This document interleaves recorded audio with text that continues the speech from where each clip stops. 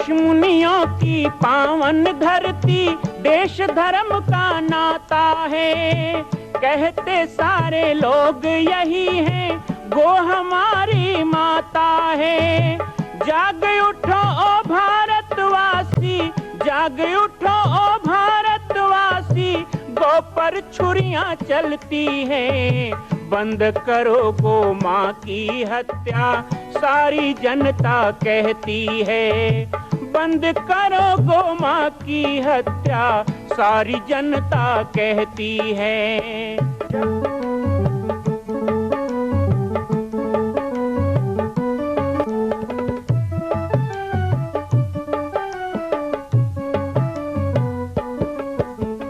जगह जगह पर बूचड़ खाना, लाखों गौएं कटती हैं। किसे सुनाए व्यथा हमारी, नैना नीर बहाती हैं। रक्षा करना गौ माता की, रक्षा करना गौ माता की, गीता ज्ञान सिखाती है। बंद करो गो माँ की हत्या, सारी जनता कहती है। बंद करो गो माँ की हत्या, सारी जनता कहती है।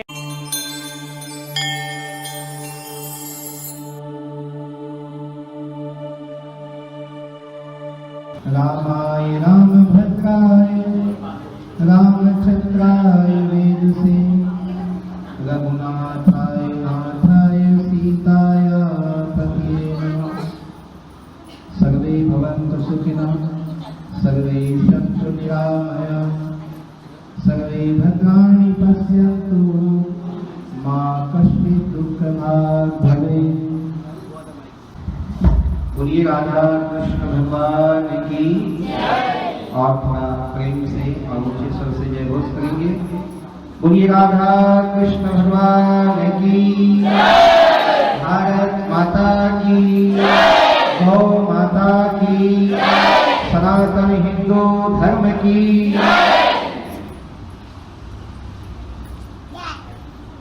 भगवान नंदनंदन श्याम सुंदर यदुकुल नंदन श्री राधा कृष्ण के चरणों में प्रणाम करता हूँ। माँ भगवती जगदम्बा दुर्गा के इस पावन नवरात्रि पर्व में, उपासना और शक्ति के पर्व में आज नवनिर्मित राधा कृष्ण मंदिर यादव समाज में कुछ पद के लिए आप लोगों के आमंत्रण में रुकने का और दर्शन करने का मुझे सौभाग्य मिला। यहाँ पर जो समाज के उपस्थित जन हैं, नगर के प्रतिष्ठित जन हैं, सभी सर्व समाज और साथ ही साथ हमारी मातृशक्ति माताएं और हमारी बहनें, कहते हैं कि एक घड़ी आधो घड़ी पुण्य आधो की याद।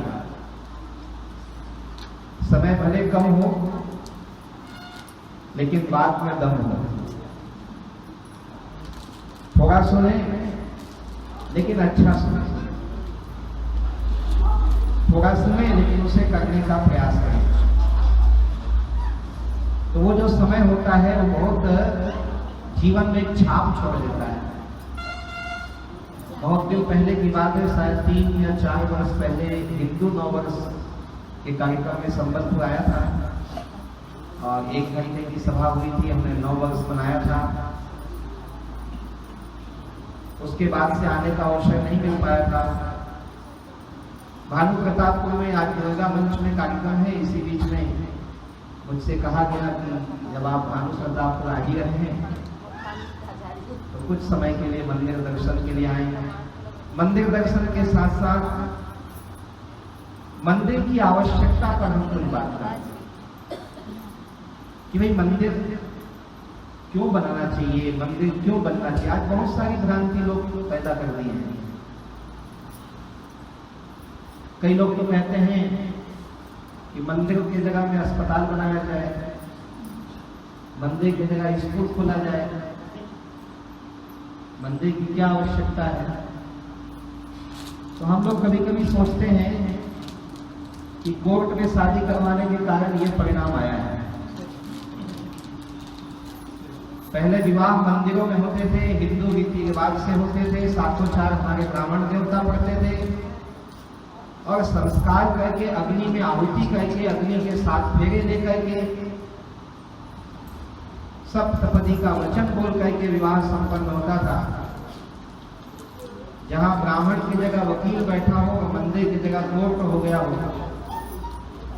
तो ऐसे जगह पर ऐसे संस्कारों में ऐसी बुद्धि आती है। हमारा समाज बहुत संवेदनशील है, क्षमाशील है। कोई हमारे ऊपर आघात भी करता है तो हम बहुत जल्दी भूल जाते हैं। लेकिन इसका मतलब ये नहीं है कि हम लोग कोई कमजोर हैं। जब हमारी शक्ति एकत्रित होती है, जब हमारा समाज संगठित होता है, तो हम एक मजबूत किले की तरह बन जाते हैं जिसे कोई विजय प्राप्त नहीं कर सकता, कोई हरा नहीं सकता। और वो संगठन, वो एकता कौन ला सकता है? तो वो हमारे मंदिर हैं, वो हमारे तीर्थ हैं, वो हमारे धर्मशास्त्र हैं, वो हमारे संत हैं, जिनके द्वारा ये एकता, ये संगठन हमारे समाज में आता है। बहुत अलग अलग प्रकार के लोग बातें करते हैं। बहुत से पंथ हावी हो रहे हैं, जो पंथ मुस्लिम समाज की तरह मूर्ति पूजा का विरोध करने लग गया है। लेकिन हम आप सभी से निवेदन करें और आप सबको साधुवाद भी देने आए हैं कि आप लोग जिस तरह से, खासकर हमारी माताएं और हमारी बहनें एकजुट होकर यहाँ काम करती हैं और समाज के लोग मिल के काम करते हैं, बहुत अच्छा लगा। एक तरफ लिखा है राधा कृष्ण मंदिर यादव समाज संबलपुर, लेकिन मेरे सामने लिखा है हिंदू समाज संबलपुर। ज्यादा वजन इसमें दिखता है।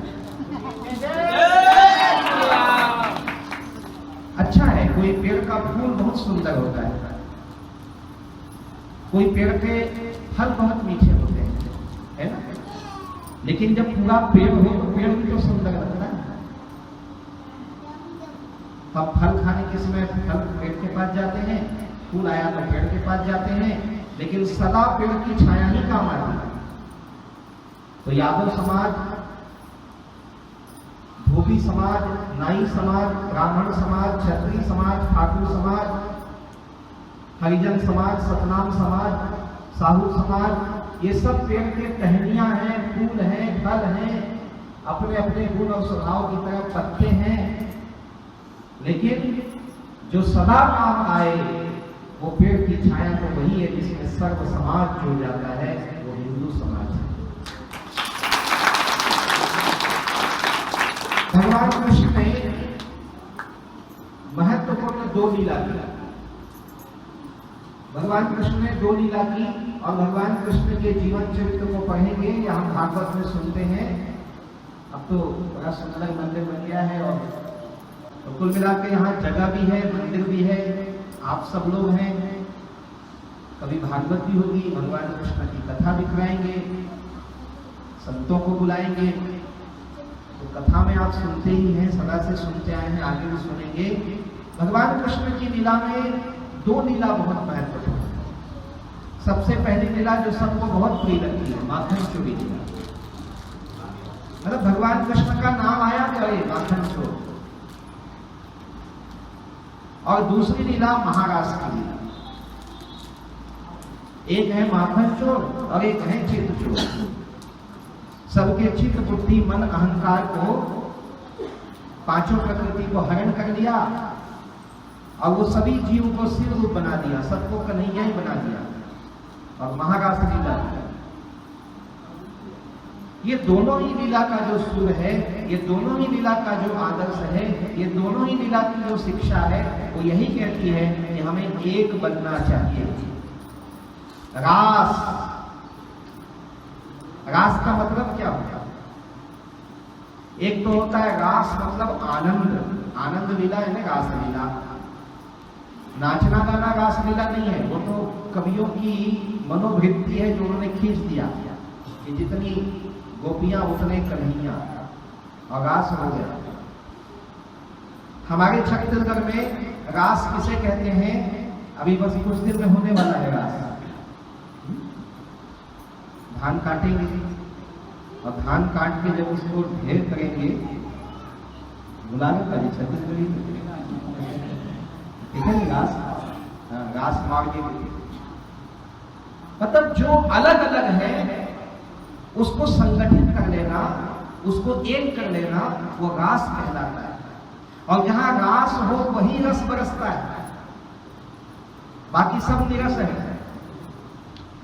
बहुत पैसा हो, बहुत समृद्धि हो, बहुत मान कीर्ति हो, सब हो, लेकिन रास ना हो, एकता ना हो,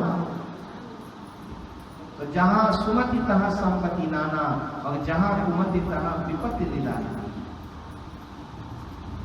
तो हमें भी अपने समाज में एकता, सद्भाव, संगठन बना के रखना चाहिए, सामूहिकता प्रयास करना चाहिए कि कोई भी कार्य करें सामूहिकता के भाव से करें। तो ये तो हो गया रास। दूसरा, भगवान कृष्ण ने माखन चोरी की लीला की। बहुत सारे लोग इस पे भी उंगली उठाते हैं।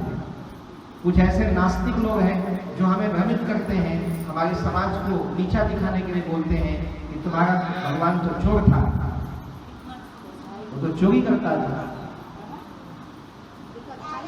वो तो गोपियों के साथ रास रचाता था।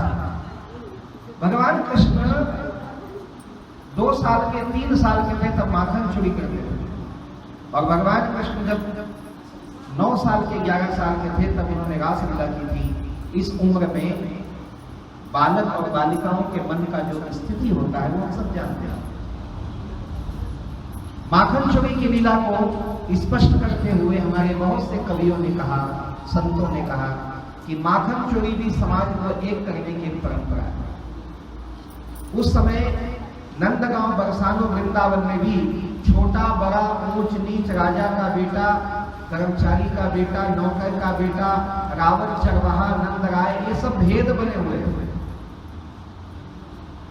जब तक भेद नहीं मिटेगा समाज का भला नहीं होगा, जब तक भेद नहीं मिटेगा कंस का नाश नहीं होगा। तो भेद बुद्धि को कैसे खत्म किया जाए? तो भगवान ने सबके साथ वन भोजन करना शुरू किया।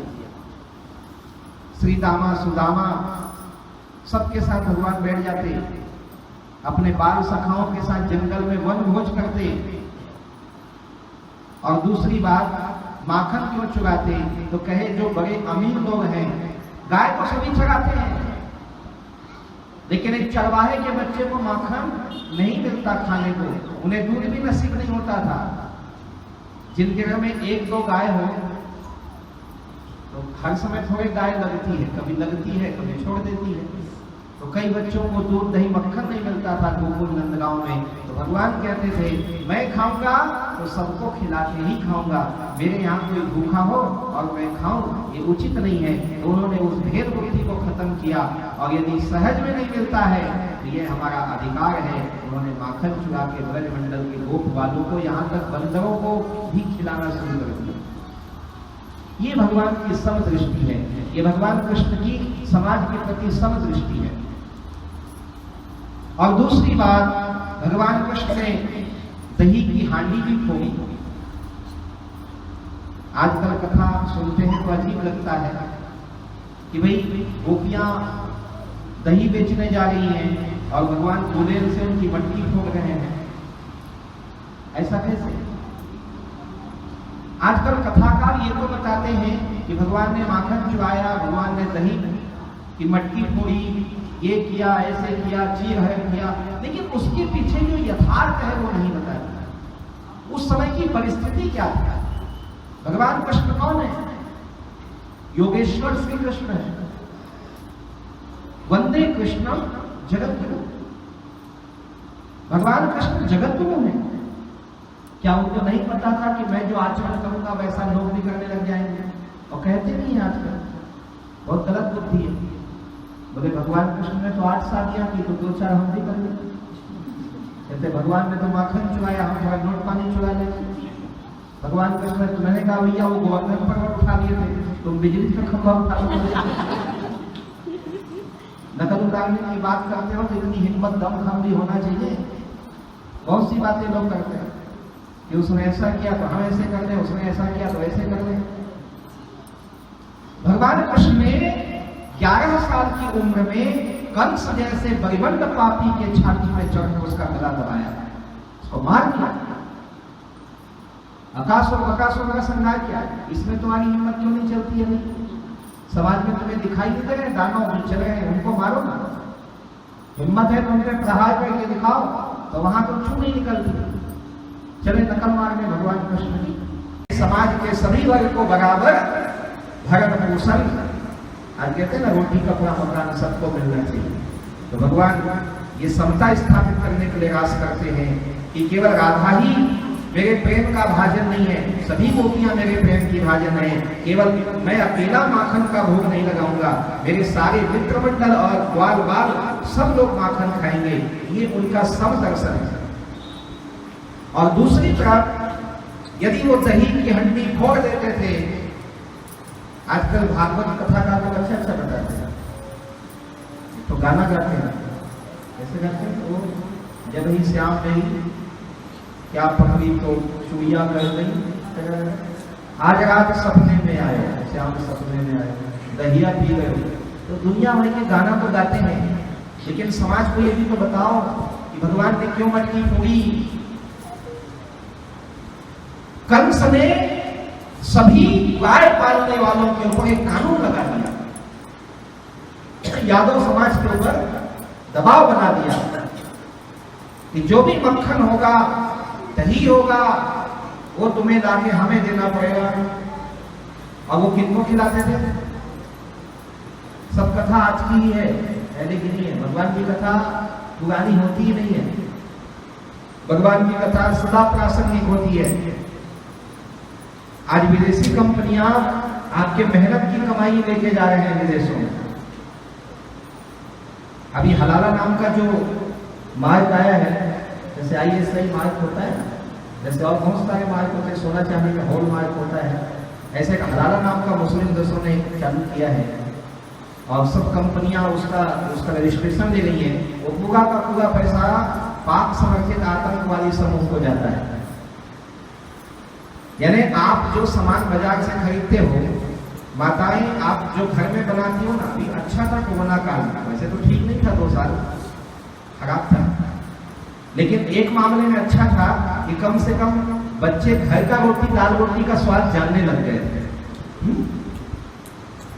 जो रोज कहते थे हमको पिज्जा बर्गर खाना है, समोसा कचौड़ी खाना है, बाजार का मिठाई खाना है, यहाँ तक बाजार की हरी सब्जी मिलना भी बंद हो गया था 1 साल तक। तो घर की दाल रोटी को छोड़ करके यदि बाजार की चीजों का ज्यादा उपयोग किया जाए, तो वो चीजों में बहुत सी ऐसी कंपनी है, ये पैक्ड फूड जो है, आपके जो बहुत सारे बिस्किट, टॉफी और ये सारे मिल्क प्रोडक्ट हैं, ये सारी चीजों का कॉस्मेटिक आइटम है, आपके दुनिया भर के शैम्पू, पाउडर, साबुन, टूथपेस्ट से लेके सब चीजें हैं, इनका एक अंश विदेशी कंपनियों को जाता है। वो विदेशी कंपनियों का कमीशन उन संगठनों को जाता है जो हमारे ही समाज को क्षति पहुंचाते हैं, जो आतंकवादियों को ट्रेनिंग देते हैं, और वही लोग हमारे देश की सीमाओं पे हमला करते हैं या हमारे सामाजिक सद्भाव को बिगाड़ते हैं। ये जो बम फोड़े जाते हैं वो हमारे पैसे से बनता है, आपकी मेहनत की कमाई के पैसे। यदि आप भगवान कृष्ण की पूजा करते हैं, यदि आप राधा कृष्ण मंदिर समिति वाले हैं, यदि आप लोगों ने सचमुच भगवान कृष्ण को अपना आदर्श माना है, तो आज एक संकल्प लेना चाहिए कि जो विदेशी कंपनियां, चीन के सामान का बहिष्कार किया गया कि नहीं? क्यों किया गया? क्योंकि वो चीन जो हमारे देश के प्रति गद्दारी करता है, वो पाकिस्तान जो हमको आंख दिखाता है, उनको बढ़ावा देने वाला चीज हम क्यों खरीदेंगे? ये क्यों कहा गया? क्योंकि यही कार्य भगवान कृष्ण ने किया। भगवान कृष्ण जानते थे कि जो माखन, दही, दूध मेरे वृंदावन से, गोकुल से, नंदगांव से कंस के पास टैक्स के रूप में जाता है, वो कंस अपने अखाड़ों में देता है। यही अकासुर, बकासुर है ना, गजासुर और पूतना, इनको खिला खिला के वो मल्ल बनाता था कंस। तो भगवान कृष्ण ने कहा कि ये वही दानव है जो मेरी गौ माता को मार के खा जाते हैं, यही दानव है जो हमारे नगर को जला देते हैं, और उनके लिए मेरे ब्रज का माखन नहीं जाने दूंगा, भले मैं उसे अपने मिट्टी में मिला दूंगा, लेकिन नहीं जाने दूंगा। उन्होंने रोक दिया। और जब नंद बाबा ने कहा अरे कन्हैया तू बहुत छोटा है, यदि कंस को हम टैक्स नहीं देंगे तो वो हमें मार डालेगा, तो भगवान कृष्ण अपने बाबा को भी कहते हैं बाबा एक बात सुनो, आपके भीतर ये बुजदिली, ये डर का भाव, ये कायरता क्यों आया? क्योंकि आप अपनी मेहनत की कमाई उन दानव को, राक्षस को दे देते हो। यदि ये अपने ग्वाल वालों को खिलाओ तो एक दिन आएगा आपके ग्वाल वाल ही कब इसका नाश करेंगे। और भगवान कृष्ण ने करके भी दिखाया।